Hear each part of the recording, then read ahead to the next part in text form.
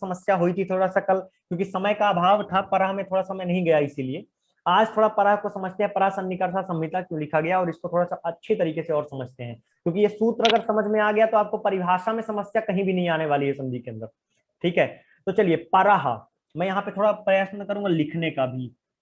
ठीक है, चलिए अगर आप लोगों को दिखेगा तो मैं यहां से बता देता हूँ, मैं बोर्ड में बता देता हूँ। ठीक है,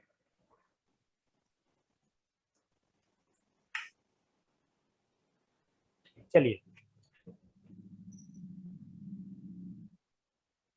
कुछ ही विषय हैं जिनको अवलोकन करना है। तो ये है पराह। पराह का सामान्य अर्थ होता है बाद, बाद में। अब संधि करते समय वर्णों को तो हम मिलाएंगे, लेकिन जैसे एक हुआ, एक मैं उदाहरण देता हूं आपको, भानुदय, भानु, भानु उदय। ठीक है, समझिएगा विषय। अब भानु उदय है तो इसमें, हाँ जी बताइए वंदना जी। महोदय अहं नूतनः छात्रास्मि, अस्तु, पूर्वं समस्या किं किं भवेत् अहं न जानामि, मया अपि रजिस्ट्रेशनं कारयतु महोदय, अस्तु यदि अस्तु, सम्भवः अस्ति। हाँ समस्या नास्ति, अवश्यमेव कारयामि। अस्तु, अवगच्छतु, आम्, इदानीम् आरम्भः एव अस्ति, समस्या नास्ति, एकमपि दिनं न निर्गतं आम्, तथा। अस्तु महोदय, तो ये हुआ, इसको कहते हैं, ये हो गया पूर्व पद, पूर्व पद, और ये हो गया उत्तर पद, उत्तर पद। ठीक है, अब ये कह रहे हैं परह। अब परह तो बाद हुआ, तो परह कौन सा, पूर्व पद के अंतिम, इसको आप परह कहेंगे। ठीक है, शिव कुमार महोदय समझ में आ रहा है, विषय अवगत है? जी जी महोदय, जी, बहुत ही अच्छा है। हाँ पूर्व पद। अभी नहीं तो परह में तो फिर आप यहाँ पे परह सोचते, अगर सामान्य भानुदय लिखा है, भानुदय लिखा है, संधि किया हुआ लिखा है, तो आप परह इसको समझेंगे, यहाँ पे जो आ रहा है अंत में, विसर्ग है तो फिर परह विसर्ग को कहेंगे, भानुदय है तो, है कि नहीं?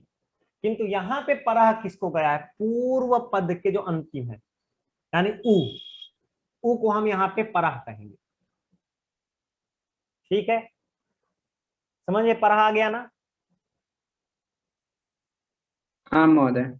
जी, अच्छा।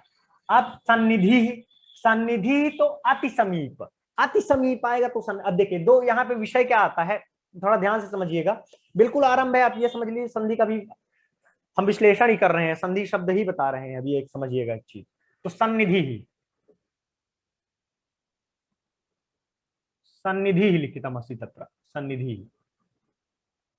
अब सन्निधि कह रहे हैं यहाँ पे, अब सन्निधि देखिए, अति समीप, अति समीप, अति समीप।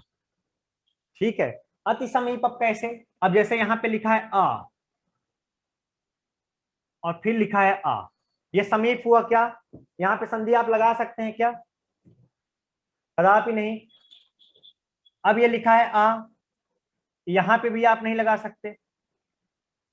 जब अति समीप, यानी जब यहीं आएगा तभी आप संधि करेंगे, तभी आप इसको आ करेंगे, है ना? तो अति समीप को ही सन्निधि कहते हैं, अधिक समीप को, इसको आप यहाँ को आप सन्निधि कहेंगे। समझ में आ गया? जो अति समीप है, समीपस्थता को आप संधि कहेंगे, आप इसी को सन्निधि कहेंगे। आप इसी का अपर नाम संहिता इति है, संहिता, संहिता भी इसी को कहेंगे। ठीक है, ठीक है ना सबको? यहाँ पे देखिए अभ्यास सत्र है, कोई विशेष वो नहीं है, आप लोग निष्फिक्र हो के, कोई समस्या नहीं है, सब एक मित्र भाव से हम यहाँ पढ़ रहे हैं। ठीक है, तो कोई समस्या हो कहीं भी अवश्य पूछिएगा, किसी को भी। ये स्पष्ट है सबको? स्पष्ट है ना? हाँ हाँ महोदय। महोदय। चलिए आगे बढ़ते हैं।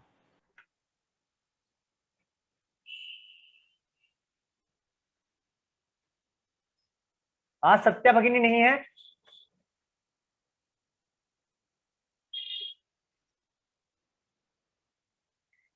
चलिए कोई दिक्कत नहीं, नहीं है तो अब वो यूट्यूब में देखेंगे बाद में। चलिए, वैसे अगर किसी को किसी कक्षा से अगर समस्या होती है, बीच में कक्षा छूट जाती है, तो जो यहाँ पे समक्ष आपके बोल रहा हूँ वही चीज आपको यूट्यूब के अंदर मिल भी जाएगी। तो कल करीब किस 50-52 लोगों ने किस वही देखा था जी। महोदय। किस किस महोदय, किस यूट्यूब पे क्या लिंक है? यूट्यूब का लिंक मैं ग्रुप में डाल देता हूँ। आप ग्रुप में है ना वंदना भगिनी? नहीं महोदय, मैं लिंक ग्रुप में नहीं हूँ। ठीक है, तो आप ये संख्या नोट कर लीजिए, 1 2 6 9 7 8 4 5 1 5। एक सेकेंड महोदय, क्या है? 2 6 न 8 2 षड् 9 7 8 4 5 1 5।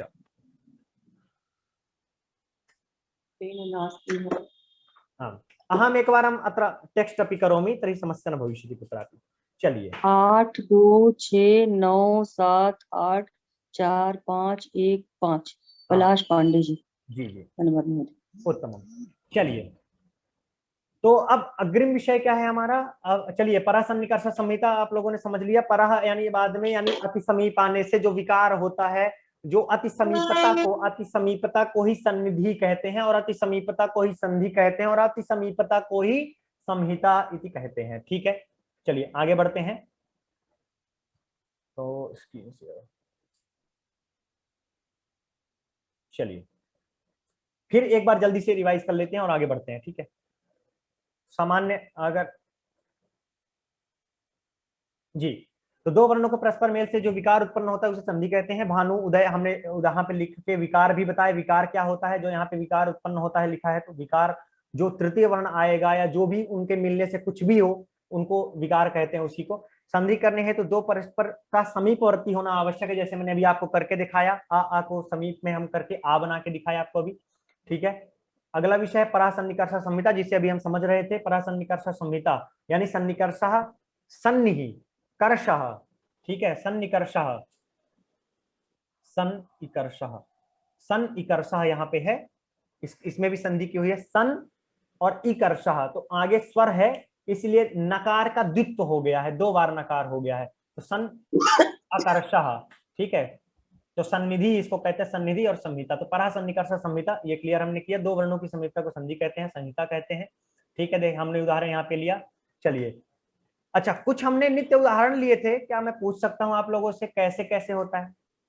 तो हमने जाना था कि जैसे मान लीजिए कहीं पे संधि योग्य पद आ रहे हैं। ठीक है, संधि योग्य पद आ रहे हैं, वहां संधि करनी चाहिए। हमें संधि भी करनी आ रही है, और हमें अगर आ रहा है तो क्यों नहीं करना चाहिए? करना चाहिए। जैसे यहाँ पे कह और चन लिखा हुआ है, ठीक है, इस विसर्ग का शकार हो रहा है तो करना चाहिए, करना चाहिए। तो इसलिए यहाँ पे कश्चन, कश्चन इत्यादि हम कश्चन, किंचन, कतिचन इत्यादि इत्यादि हम प्रयोग करते हैं, उसी में से कश्चन है। तो कश्चन का हम प्रयोग सामान्यतः करते हैं। ठीक है, तो करना चाहिए। उपसर्ग और धातु का जब भी संयोग है वहां भी करना चाहिए। यहाँ नि अवसत, न्यवसत इति बना। ठीक है, जहां उपसर्ग और नित्य करना चाहिए, यहाँ पे नित्य नहीं लिखा है मैंने, संभवतः हो गया होगा, लेकिन मैं बोल रहा हूं कि यहाँ नित्य करनी चाहिए। अगर उपसर्ग में आप मिलाएंगे नहीं तो कैसे परिवर्तन होगा? उपसर्ग को धातु से मिलाएंगे नहीं तो परिवर्तन होगा ही नहीं। इसी प्रकार से सामासिक जो पद हैं उनको भी जोड़ने का काम तो संधि ही करेगी, क्योंकि सामासिक पद जब जुड़ेंगे तो वर्ण भी तो जुड़ रहे हैं, और जब वर्ण जुड़ेंगे तो वहां पे संधि होगी, है ना? तो विषय समझना है, समासिक पदों में भी नित्य संधि करनी चाहिए। और उपसर्ग पद, अभी आप भले अगर आपको उपसर्ग नहीं भी पता है तो समस्या नहीं है, नाम मत समझ लीजिए, कहीं भी आएगा तो फिर समस्या नहीं होगी आपको। ठीक है, फिर वाक्यों में तो वक्ता के ऊपर होता है। अब मैं बोल रहा हूं, मैं वक्ता हूं, अब मैं चाहे बोलूं रामः गच्छति और चाहे बोलूं रामो गच्छति। ठीक है, चाहे मैं बोलूं रामः गच्छति, चाहे मैं बोलूं रामो गच्छति, मेरे ऊपर निर्भर करता है, वक्ता के ऊपर निर्भर करता है, ठीक है, क्योंकि कोई गलत नहीं है ना। अब लेकिन कह दिए हैं, पहले ही कह दिए हैं, ये भी बोल रहे हैं कि अगर योग बन रहा है संधि करने का तो करिए ना, योग बन रहा है संधि का तो करिए। अच्छा, यहाँ पे क्या कह रहे हैं, संधि करने से कदाचित विभिन्न परिवर्तन होते हैं। जब आप संधि करते हैं, समीप लाते हैं, तो जो विकार होता है वो कुछ भिन्न भिन्न प्रकार के होते हैं। तो यहाँ पे उसके बारे में आपको बताया जाने वाला है, ध्यान से समझिएगा। तो संधि करते समय विभिन्न परिवर्तन होते हैं, भिन्न भिन्न परिवर्तन होते हैं, उनको हम समझते हैं। कदाचित किसी पद के अक्षर का लोप हो जाना, ठीक है, पद या अक्षर का लोप हो जाना। यहाँ पे देखिए राम में विसर्ग लगा हुआ है, विसर्ग राम में लगा हुआ है, लेकिन राम चलने लगे। आयाति, जब राम आयाति बना तो यहाँ पे क्या हुआ, अत्र द्वितीय वाक्य विसर्ग विसर्गास्ति खलु, विसर्गस्य लोपः वर्तते, यहाँ पे विसर्ग का लोप हो जाता है। तो देखिए कुछ जगह में लोप हो जाता है, अभी हम संधि पढ़ नहीं रहे, अभी तो हम देख रहे हैं किस किस प्रकार से हो रहा है, ठीक है।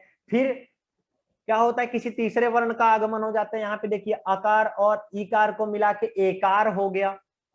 तो यहाँ पे देखिए, यहाँ रमा के आ और ईश के ई दोनों के स्थान पर एकार का आगमन हो गया। तो किसी तीसरे दो मिलेंगे, किसी तीसरे वर्ण का आगमन भी हो रहा है यहाँ पे, ये भी समझने का विषय है।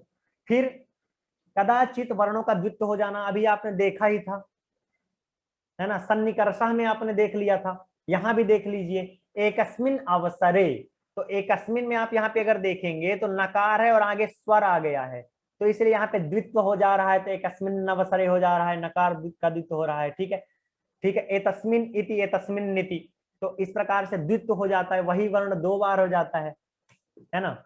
अच्छा, फिर हमने बात करी कर्कश और मृदु व्यंजनानी की। तो कर्कश क्या होते हैं और मृदु व्यंजन क्या होते हैं। यहाँ पे अगर आप देखिए तो प्रथम जो दो हैं वो कर्कश हैं, ठीक है, खर जिसे कहते हैं, खर, आप प्रत्याहार से भी आप पढ़ सकते हैं, खर प्रत्याहार, ठीक है। अच्छा, मृदु व्यंजन में क्या से आते हैं, तो झल आता है, झस हाँ झल आता है, ठीक है। तो आप झल से समझ सकते हैं, उसके भी आगे अभी हम समझ रहे हैं। तो क ख कर्कश व्यंजन, कर्कश मतलब होता है कठोर व्यंजन, समझने का विषय है, आप लोग देख लीजिएगा, हमने कल भी करा था कठोर, कठोर, कठोर और मृदु मतलब होता है सॉफ्ट। तो कर्कश hard consonant and soft consonant दोनों विषय हैं, ठीक है। अब ये देखिए श, श और स जो यहाँ पे लिखे हैं वो उच्चारण स्थान के हिसाब से लिखे हैं। अगर आपने इसके पहले संज्ञा प्रकरण पढ़ा हो तो उसमें लिखा है अकुह विसर्जनीया नाम कंठः, ठीक है, और इचु यशा नाम तालु। तो यहाँ पे शकार जो है वो उच्चारण स्थान के हिसाब से लिखा हुआ है, ऋतु रसा नाम मूर्धा। तो शकार जो है, शकार आप देखेंगे तो टवर्ग के टवर्ग वाले इस पे लिखा हुआ है, यानी उच्चारण स्थान के हिसाब से लिखे हैं, ठीक है। दंति सकार हम बोलते हैं, ठीक है। तो ऋतुलसा नाम दंता ऐसा बनता है, उपपद्मानीय नाम ओष्ठौ, ठीक है। अच्छा, वकार यहाँ पे लिखा है, तो वकारस्य दंतोष्ठम, वकार का दंत भी होता है और ओष्ठ भी होता है। अच्छा, ला भी है यहाँ पे। तो ऐसे ये जो लिखे हुए हैं इचु यशानाम, यशानाम, या और शा, तो या ये हुआ और शा ये है। तो या आता है मृदु व्यंजन में, शा आता है खर में। समझ में आ रहा है ना सब लोगों को, समझ में आ रहा है ना सब? जी बिल्कुल, धन्यवाद। तो ये दोनों अलग अलग हैं, ये ध्यान दीजिएगा, ये दोनों अलग अलग विषय हैं, ठीक है, इन दोनों को अलग रखिएगा। ये कर्कश हो गए और ये मृदु हो गए, ठीक है। आगे बढ़ते हैं अब,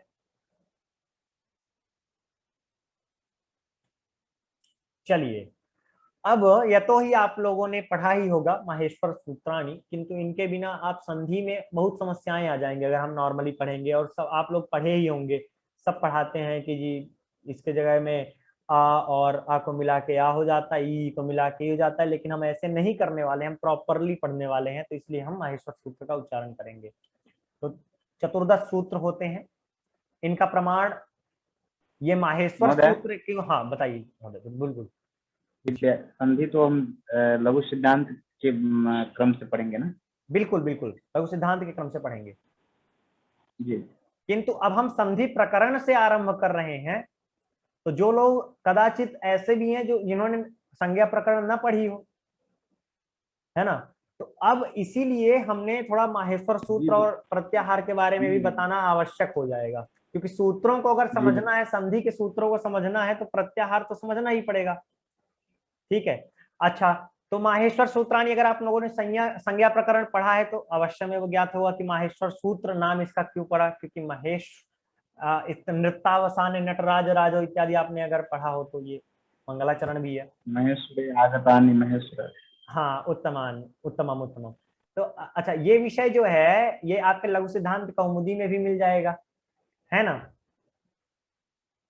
जी, संज्ञा प्रकरण में ये सब संज्ञा बात प्रकरण में आरंभ में ही बिल्कुल मंगलाचरण की डेफिनेशन में ही आपको मिल जाता है वहां पे, है ना? चलिए, ये भी है नाम्बिकेश्वर कृत में ये स्पष्ट किया है, जो नृतावशान नटराज राजो हाँ ननाद काम बिल्कुल, पंचवारा जी जी जी, द्रत्व कामाशनकादि सिद्धांत ये तद्विमर्श शिव सूत्र जाल। शिव सूत्र जालम, बिल्कुल। चलिए, तो आरंभ करते हैं। तो शिव कुमार जी आप ही पढ़िए, चतुर्दश सूत्रों का उच्चारण करें, जी। थोड़ा सरलता से करें ताकि हमें सबको समझ में आए। अई ऊड़ा री लिड़िका ए ओंग ऐ औच हाया वडाटा लण यम गणनम झभया घढ़ धश जव गड दश खफ छठ थ चट तव कपय सस सर हल। उत्तम। चलिए, अब आप लोग ध्यान से सुनिएगा और इसका जैसे हम उच्चारण करेंगे सरलतया, आपको एक चीज ध्यान देना है, बिल्कुल क्लियर होना चाहिए। ठीक है, यहाँ कहाँ पे हलंत है, ठीक है, हलंत इत्यादि बहुत जितना क्लियर होगा उतना अच्छा रहेगा, आपको संधि करते समय समस्याएं नहीं उत्पन्न होंगी। ठीक है, तो आप लोग बिल्कुल ध्यान दीजिएगा इन विषयों को। आ ई उन, ठीक है, अणा में हलंत है तो कैसे बोलेंगे? अ ई उन, री रिक, रिल रिक, ए ओंग, आई औच, ह य व र ट, लं ङ म ङ ण न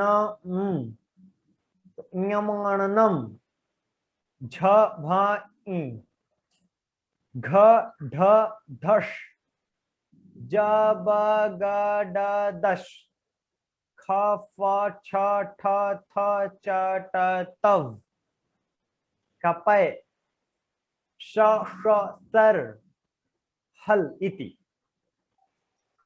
अब आप लोगों की जिनके पास माहेश्वर सूत्र हो या कोई पुस्तक हो तो बहुत अच्छी बात है, जिनके पास ना हो वो स्क्रीनशॉट ले लें, क्योंकि इसकी आवश्यकता हमें बहुत ज्यादा पड़ने वाली है। ठीक है, और प्रयत्न करेंगे कि इसमें हम प्रतिदिन कुछ दिन अभी चर्चा माहेश्वर सूत्र को लेकर करते रहें, ताकि आप लोगों को माहेश्वर सूत्र भी याद हो जाए। तो किनको किनको माहेश्वर सूत्र याद है, एक बार हैंड रेज कर दीजिए। महोदय मुझे याद है। उत्तमम, जी मुझे भी याद उत्तमम, महोदय मुझे भी। महोदय मुझे भी याद है। उत्तमम। मुझे भी याद है महोदय। चलिए, बहुत अच्छा, धन्यवाद। उत्तमम उत्तमम उत्तम। चलिए, ऑलमोस्ट। चलिए, जिन लोगों को नहीं याद है वो स्क्रीनशॉट ले लें, अपने आप याद हो जाएगा। इतनी बार हम प्रयास करेंगे यहीं पे आके प्रत्याहार का, तो वो अपने आप याद हो जाएगा। ठीक है, तो आगे बढ़ते हैं। चलिए,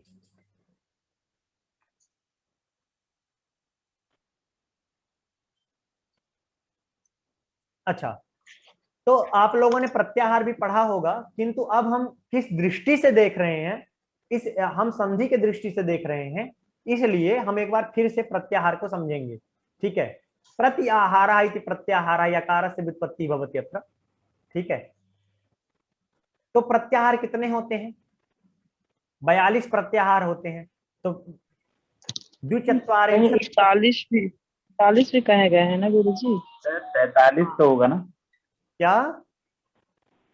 43 रॉ प्रत्याहार जो होती हैं उसको जी ला के 43 में हो जाएगी। बिल्कुल होते हैं, किंतु मुख्यतया जो हम मुख्य करते हैं, ऐसे तो फिर आप लीजिए तो रकार जो आता है उसकी अलग विशेषता है, ठीक है, लकार का अलग विशेषता है ना, और कुछ प्रत्याहार बनाने के लिए इन सूत्रों में उनका समावेश किया गया है कि नहीं? पर किंतु सामान्यतया जो आप जी विषय बात करें या आप मध्य सिद्धांत कौमुदी के हिसाब से बात करें तो उसमें उदाहरण आपको 42 ही मिलेंगे, अपवाद हैं वो, एक्सेप्शंस, जी है ना? सूत्रों में प्रयोग। हाँ जी, तो अब एक चीज और समझिएगा, जिनका अपवाद होता है वो कभी ऐड नहीं किए जाते हैं। कभी भी जब हम किसी भी विषय को पढ़ाते हैं तो अपवाद पढ़ाते हैं, किंतु उनको आप ऐड नहीं कर सकते, आप ऐड नहीं करते हैं क्योंकि वो अपवाद होते हैं। तभी तो आप चलिए आगे आपको वो विषय और स्पष्ट हो जाएगा, इसलिए यहाँ पे मैंने 42 लिखा है। तो यहाँ पे लिखा है द्विचत्वारिंशत् प्रत्याहाराः भवन्ति कतिचन उदाहरणानि, ठीक है, तो कुछ हमने उदाहरण देखा है। तो अक प्रत्याहार, अक प्रत्याहार, जो लोग नए हो ध्यान दीजिएगा, अक एक प्रत्याहार है। अब अक अर्थात यहाँ पे संज्ञा अर्थ ले लीजिए, अक किसका बोध करता है? जैसे पलाश, मैं एक व्यक्ति हूं, ठीक है, लेकिन मुझे पलाश नाम से बुलाया जाता है, ठीक है, मुझे पलाश नाम से माम जनाः पलाशम इति उच्चारयन्ति, ठीक है। इसी प्रकार से यहाँ पे अक जो है वो उच्चारण ही किया गया है, किनका, किसके लिए आप अक का उच्चारण कर रहे हैं? तो आ ई उ री ऑल री, ठीक है, आयुन रिलरिक, ऐसे दो आते हैं, फिर से वहीं चलते हैं, वहां से समझते हैं, ठीक है। यहां से आरंभ होता है, अंतिम अक्षर को नहीं लेते हैं, प्रत्याहार में अंतिम अक्षर की गणना नहीं करेंगे, ठीक है। तो अ ई अक प्रत्याहार है, तो अ ई उ और री री, ठीक है, यहीं तक हम इसको लेते हैं, ठीक है। आगे फिर से देखते हैं, अच प्रत्याहार अगर बोले तो, अच्छा मैं एक और बताता हूं, इसके बाद पूछ लूंगा। तो अच में अंतिम अक्षर को तो हम गिनेंगे नहीं, तो क्या होगा? अ ई उ री री ए ओ आई औ, चक तो लेंगे नहीं, तो आ ई उ रिल री ए ओ आई औ, अच प्रत्याहार हो गया, ठीक है, ठीक है ना। एच प्रत्याहार में क्या होगा? एच ए प्रत्याहार, ओ आई औ। हाँ, एच प्रत्याहार में ए ओ आई औ होगा, ठीक है, सबको स्पष्ट ना? किसी को भी समस्या हो कृपया पूछिएगा, मैं चाहता हूं कि विषय बहुत अच्छे से क्लियर होना चाहिए, हम इतना अच्छे से अभ्यास कर लें ताकि कहीं ना भूले। चलिए, सबको स्पष्ट है? इसी प्रकार से प्रत्याहार बनेंगे। अब और लोग बता सकते हैं, चलिए मैं यहाँ आगे ही बढ़ लेता हूँ, दूसरे पृष्ठ में देख लेते हैं। यहाँ पे चलिए, अट प्रत्याहार, अट प्रत्याहार में देखिए, अ ई उ रिल री ए ओ आई औ ह य व और र, ठीक है, इतने आते हैं अट प्रत्याहार में। अण प्रत्याहार, अ ई उ री री ए ओ आई औ ह य व र ल, विषय सबको ज्ञात है ना, सब समझ में आ रहा है ना, ठीक है। इसी प्रकार एक प्रत्याहार है, इच प्रत्याहार है, इन प्रत्याहार है, ठीक है, उक प्रत्याहार है, एंग एच, एच में देखिए, एच प्रत्याहार में कौन कौन से आएंगे? ए ओ आई औ, ठीक है। एच, एच प्रत्याहार में आई और ओ आएगा बस। जश प्रत्याहार में ध्यान दीजिएगा, इन प्रत्याहारों में बहुत, जश में कौन कौन से होंगे? जश में आएगा ज ब ग ड द, ज ब ग ड द। यण प्रत्याहार है, यण में य व र ल, शर श श स। शल प्रत्याहार श श स ह। ध्यान दीजिएगा, 42 प्रत्याहार होते हैं। आप लोग के पास अगर पुस्तक है, सब लोगों के पास, तो आज प्रत्याहार जरूर खोलिए।